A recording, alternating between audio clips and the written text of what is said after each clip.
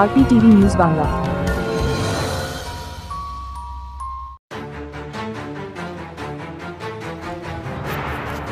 Diamond Harbour জেলা police অভিযান চালিয়ে মহেশতলায় 500 কেজি নিষিদ্ধ বাজি উদ্ধার করল।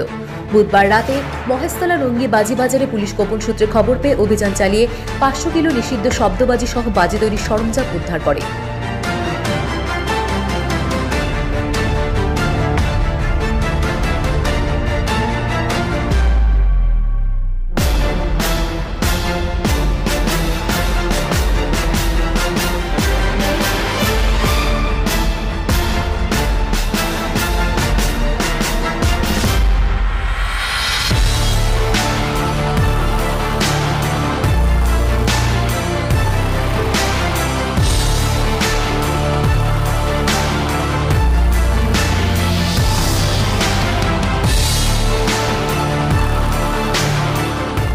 Bureau report, RPTV news Bangla.